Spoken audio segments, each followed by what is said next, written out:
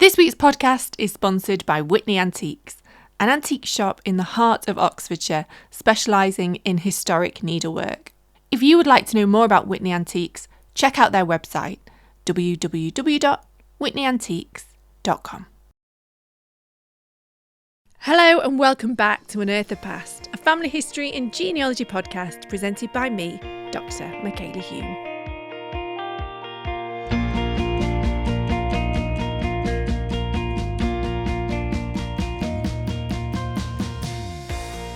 So today we are joined not by one, but by two very special guests, Mitchell Halliday and his lovely mum, Jacque.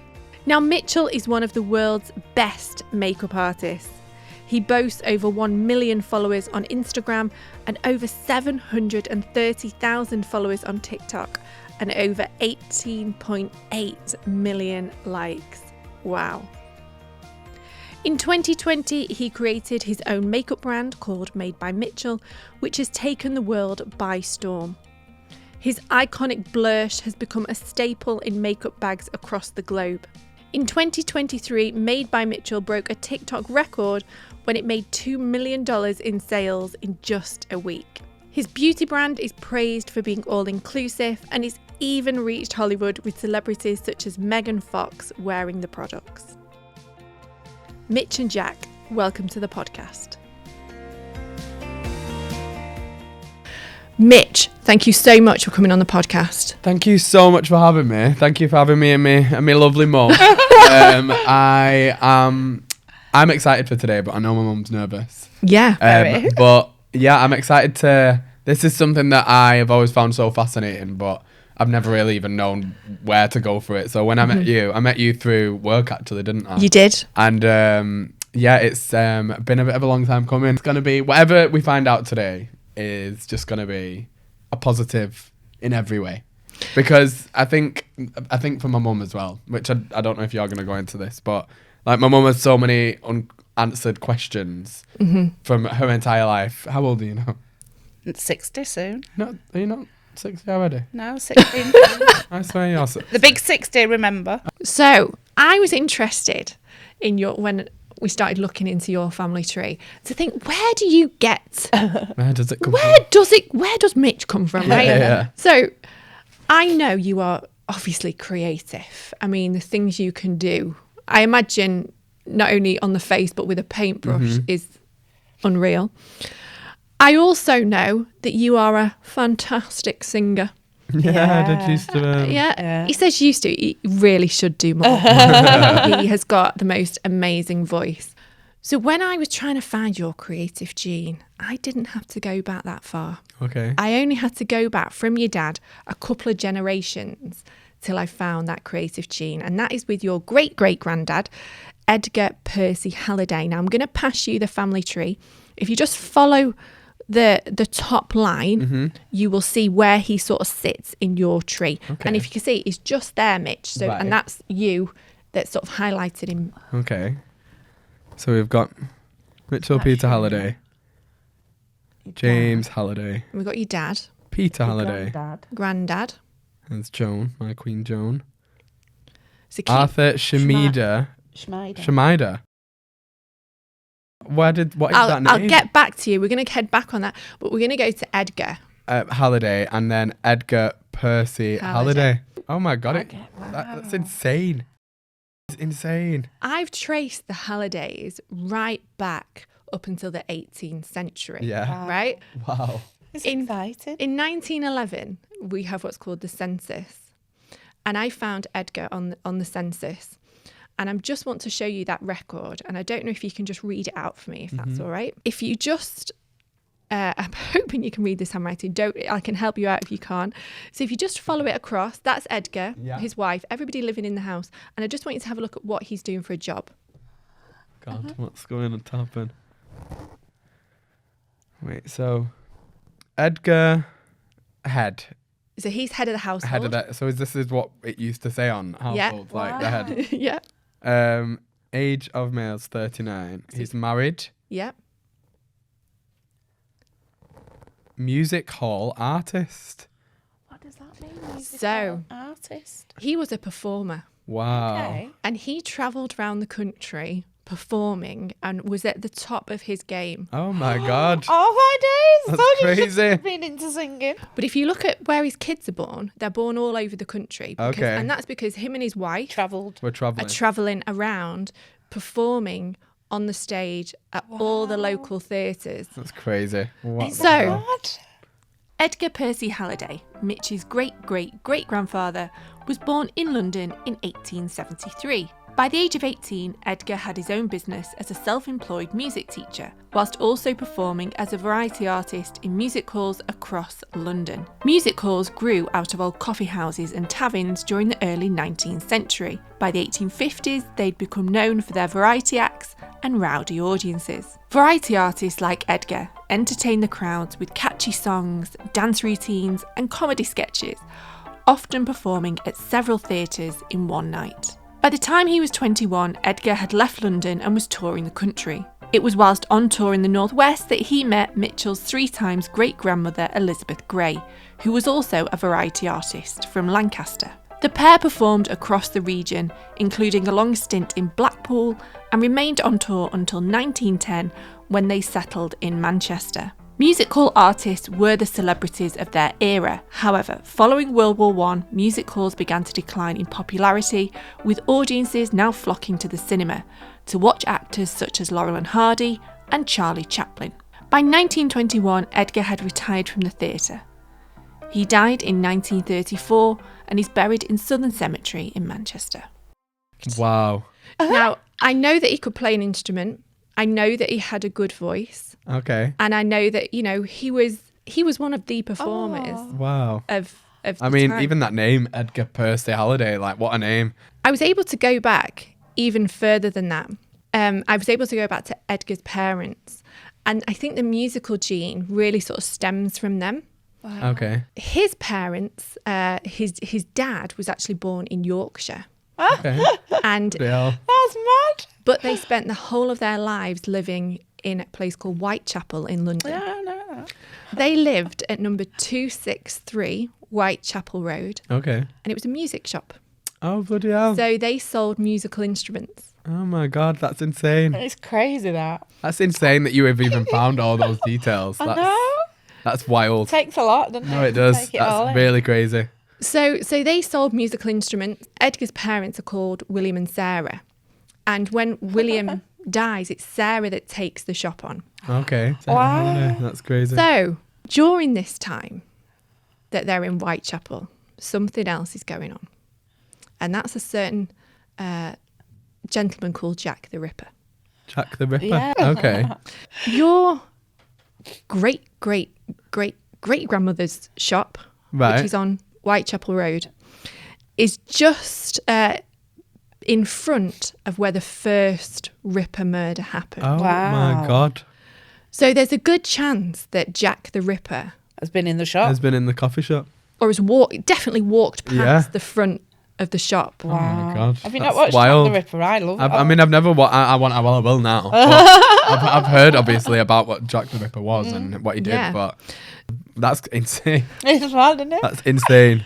Jacque the Ripper was the name given to a serial killer who was operating in the Whitechapel district of London during 1888. His total number of victims is somewhat up for debate. However, experts think that the murders of 5 women were all linked. His first victim was 43-year-old Mary Ann Nichols, known as Polly. On the night of her death, she had been drinking at the Frying Pan pub. Upon leaving the pub, she headed to her lodging house. However, because she lacked the 4 pence needed for the night, she was turned away. The last known sighting of Polly was just after 2:30 a.m. when she was spotted by a friend. Other than the killer, she was the last person to see her alive. Polly's body was discovered shortly after 3:30 a.m. by a carman, a delivery driver on Bucks Row. Experts believe that Jacque the Ripper escaped by running down a narrow thoroughfare at the side of Sarah Halliday's shop. Next door to your ancestor's shop, your great-great-great-grandmother's shop, was where all the Ripper victims were taken and all their inquests were held. Oh my God. Oh. This is insane. It makes me want mad. to go to the shop. I know. We need to That's go crazy. to Whitechapel. That is absolutely crazy. I find it crazy that they lived in London because for some reason I just felt like I we had on the Halliday side, it was all in Scotland. Scotland. But I suppose that was on No. Joan's side, Yeah. wasn't it? Yeah. The Hallidays were not afraid to be different, Uh-huh. right? And I see that a bit in you. Oh, yeah, Yeah. absolutely. Don't follow the Absolutely. grain. And they went against the norm, and especially when it came to religion. Okay. So, Bit like your dad. yeah, so their faith was Moravians. So what is Moravian? Now, I had no idea. I had to look it up myself. I've never, look, I come across, obviously, a lot of Roman Catholics in my job, Yeah. Church of England, Unitarians, you name it, but I've never worked on a Moravian family tree. Okay. The Moravians, the religion itself dates back over 450 years to Prague. Okay.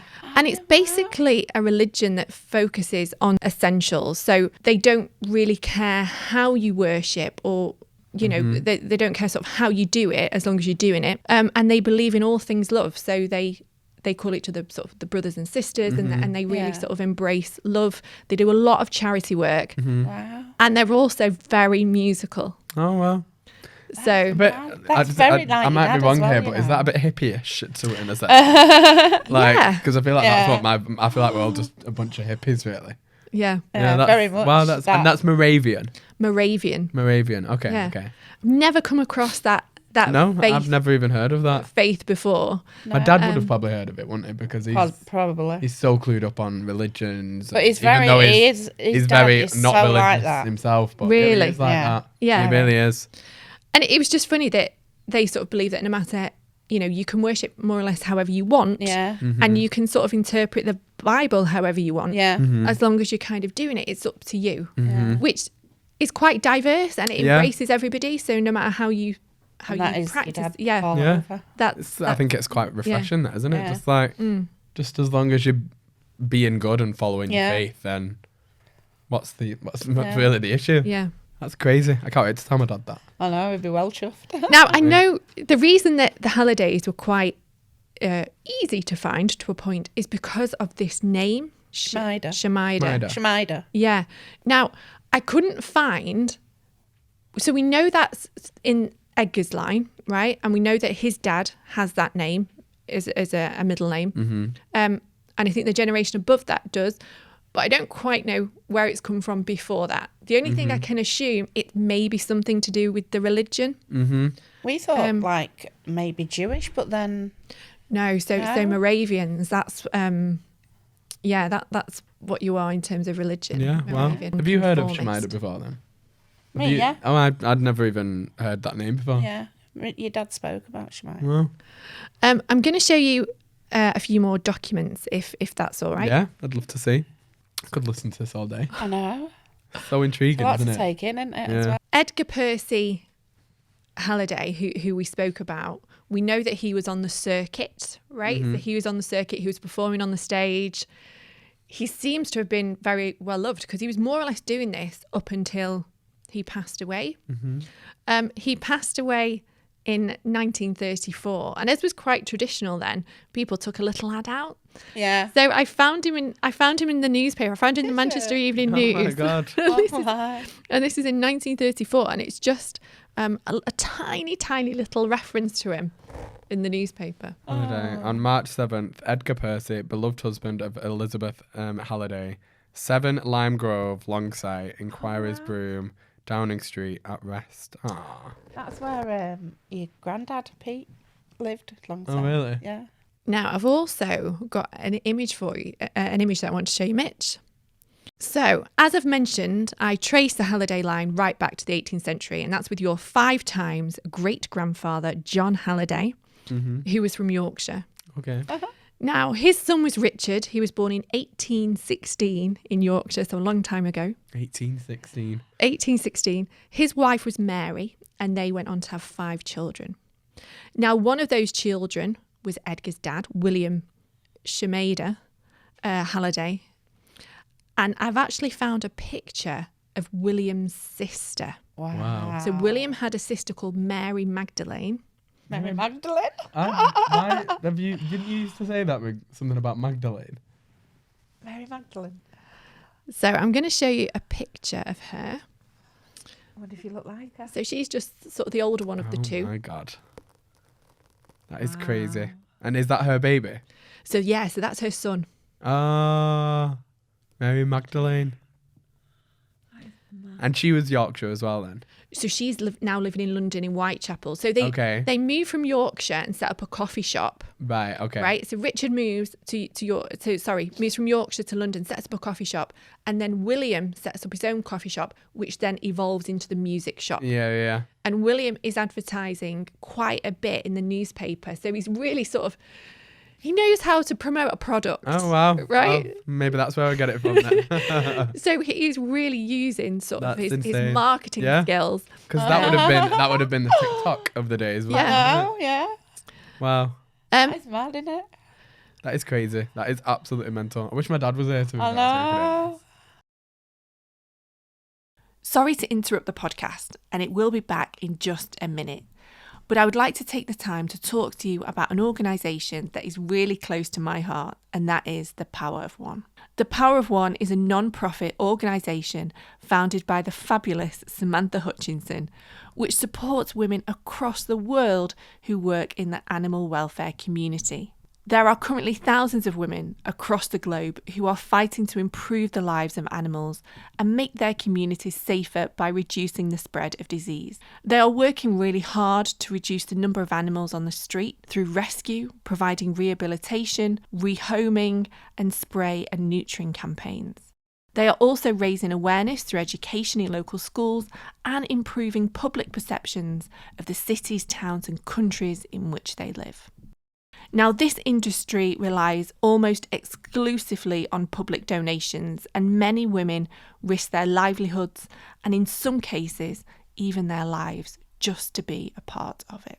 Funding helps to create jobs, it supports families and local businesses, and provides access to education and much needed mental health support. If you get chance, and look, I know times are hard, but if you get chance, please just check out the Power of One website. I've put the details in the podcast description. And even just tell people about this organisation, this wonderful organisation, and what they are doing to help animals, and especially dogs. And if you know me, you know I love my dogs, around the world. Now back to the podcast. A bit of a disclaimer, we have got some emotional scenes coming up, so definitely get the tissues ready. So I reached out to you, Mitch. I've known you for quite a while, right? And I reached out to you and I said, would you come on my podcast, Genealogy Family History? And you said yes, but you didn't know a lot, did you, about the family tree? Yeah, I've never really known much apart from my direct family, of course. I guess. And I think because I have also known that my mum never knew who her dad was, I've never really wanted to ask too much because I never thought I'd get answers, I guess. But also, I was kind of wanting to answer questions that weren't necessarily directly affecting me. So I was like, is it really my place to ask? But I think now, as I've got older especially, I think it's like, why not know about your history and your ancestry? I think it's a beautiful thing, really. And it is what makes you, which is why I'm excited to talk. So when we were speaking and you said that you didn't know who your dad was and you wanted to find him, I told you, or I came round and I think we met in a car park and I took some of your spits. That's quite dodgy, isn't it? Honestly, Mitch, you wouldn't want to know. We met in a shopping centre car park and I got some of your spit and we sent off an Ancestry DNA test. Yeah. Found your dad, Jackie. Right. How does that make you feel? I could cry. It's a long time coming. It's okay. This is good. When you've grown up, like, feeling worthless for different reasons, and some of the way my mum was with me growing up, and the things that you know from her, it's just mad that I do have a dad. No matter what, I've got a dad.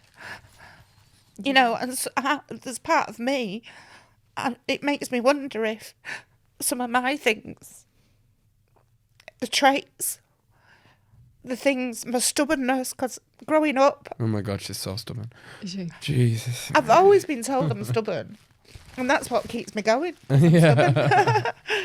You want to be stubborn. Yeah. But, you know, Yeah. it's just, it's knowing where you come from. It is a big part of my life. So I know that you thought this already, obviously because of his age. Sadly, he's no longer with us, right? And I know that was something that we'd considered when we worked out the age of him. Yeah. But you took your Ancestry DNA test and you had a really close cousin match. And that cousin match turns out to be a half-sister. Wow. Who's Another sister. who's lovely. Another sister. And she sent me some information to Right. tell you about your biological dad. Oh my God, go out. So, Breathe. So- Have a breather. So she actually grew up with him and yeah. wow. So she actually said she was gutted when she found out that you didn't know him.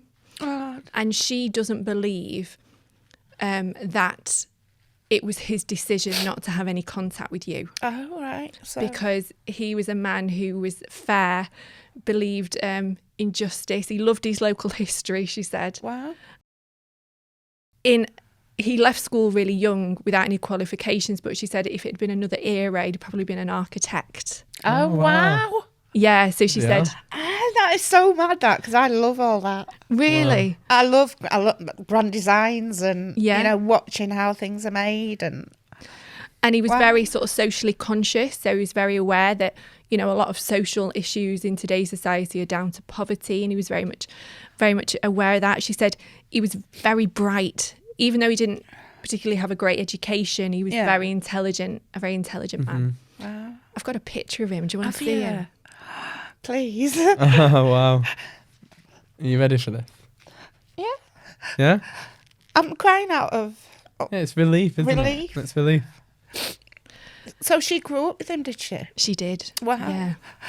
How So- old is she? Do you kn- I She don't must be younger than me. Yeah, she is younger than you. So there's also, he was married before he met this lady's mum. Oh. So there's another half sibling, and he also adopted a child as well. You're Oh, joking. wow. No.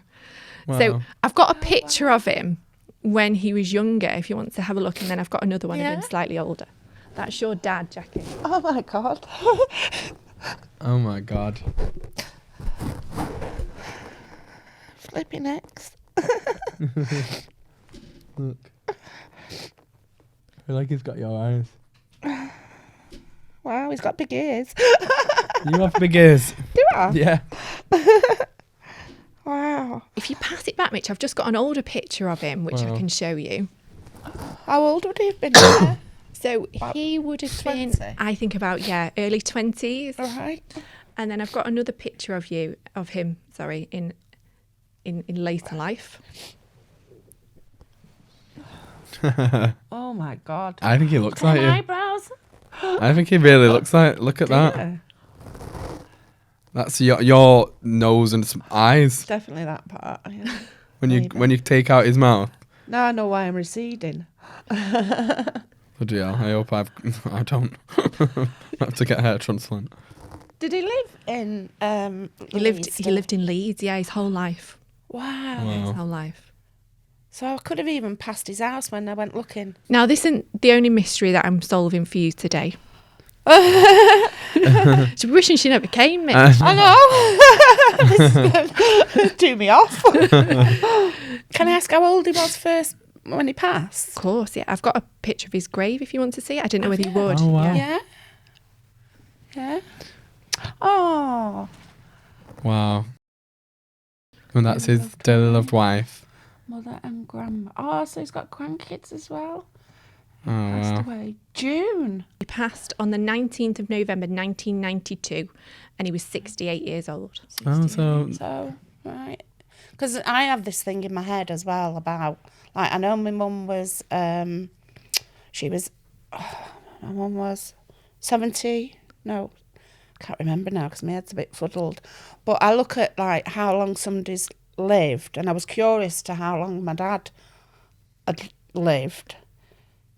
still, if he was at that point still here, to see my life expectancy. I kind of worked things out like that. The thing is, though, I think for a lot of people, they do want to know that, don't they? You know, especially like if you're adopted or you don't know your mummies or your daddies, it's things like medical stuff. Yeah. Yeah, and I think for people me, want to know. Yeah, I did want to know that side because of having cancer. And so that's not the only mystery that I'm going to solve for you today. Right. So there was another part of your family tree that we didn't know a lot about. And that was on your mum's side. Yeah. And that was your mum's dad. What did you know then about or what were you told about your mum's dad? Not really a lot. Only that her dad possibly could be a judge. So she'd had like a brief... She'd had a brief encounter with somebody. Yeah. And he could be a judge. And that he could have been a judge. But it's all hearsay again. Yeah. So I'm not really sure. So I found him. Your mum's dad. My mum's dad? Wow. Yeah. So he actually lived in Failsworth. You're joking? No, he wasn't a judge. He worked for like Ford Cars doing parts during the war. Wow. He was basically what we think of today as like a lorry driver. Yeah. That wow. type of thing. So what happened was, and he's got a lovely family, by the way. So his daughter, which would be your mum's half sister, is still alive. Wow. And her son is lovely. He sent me loads of information about him for you. Oh. And he sent me a couple of pictures if you want to see them. Yeah. Wow. Oh, so this is my mum's dad. So this is your granddad. Wow. That is crazy. You have a granddad? I know. Do you know, I mean, I had a grandma of a fashion, but not... So this is him when he was younger. Oh, my God. Wow. That is crazy. So that's my mum's... My It's your mum's dad. My mum's got a look, hasn't she, in that picture? She does. Wow. She really does. So this is... So that's him just a bit later on in life. Wow. I like how your genes get passed on. Do you think if your mum had have known who her dad was and maybe had him in her life a bit more, maybe of a stable figure compared to what she got with her mum, that knock-on effect of how she treated you? Yeah. I think as well, my mum has always had father figures, like whether it was my Uncle Billy was the father figure before he passed, whether it was my neighbour of my childhood home, Arthur. Yeah, Arthur. He was called, and again, he was like a father figure. Yeah. So I think my mum was always like seeked for that father figure. Yeah. And again, I think a dad, it's a sense of stability, isn't it? Like, I think stability normally comes more from, even though it's definitely not true, but the feeling of it comes more from your dad than it would your mum, because in our eyes as a kid, your dad should protect her and your mum is like, you love her, you know? Yeah. It's that kind of like what even though it's the other way around in my house. My mum's the protector, and my dad's the most softest person ever. Yeah.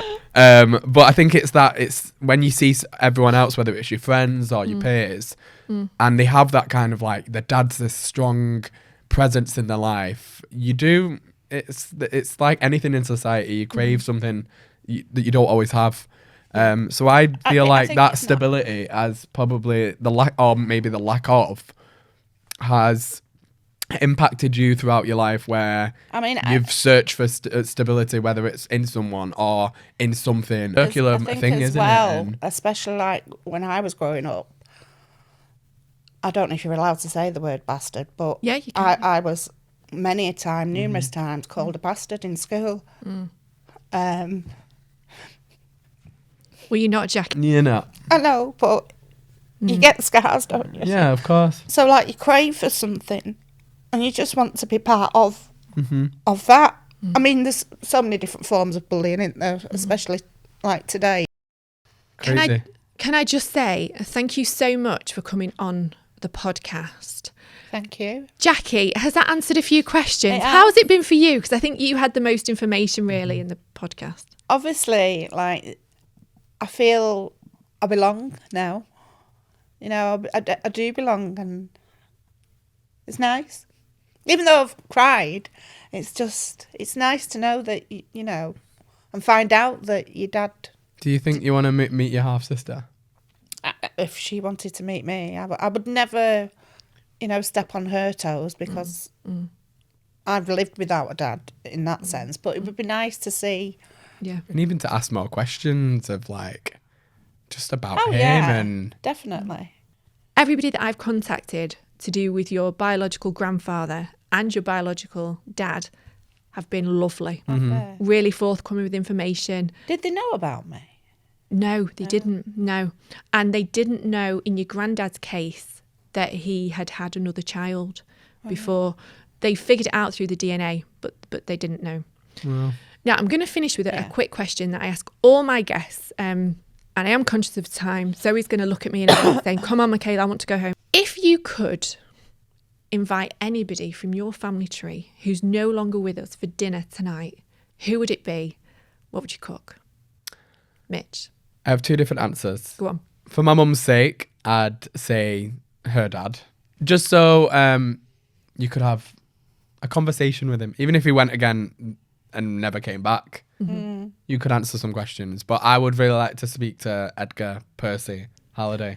Yeah. And You could duet with him. Yeah, or even just know. like, I'd love to, you know, those times where you'd love to take yourself out of the Out of times we're in body. now and look Yeah. at what was happening then. I would have loved to have seen like how people responded to him on stage. Yeah. And like I would have loved to have seen that. Yeah, Definitely. definitely. How about you?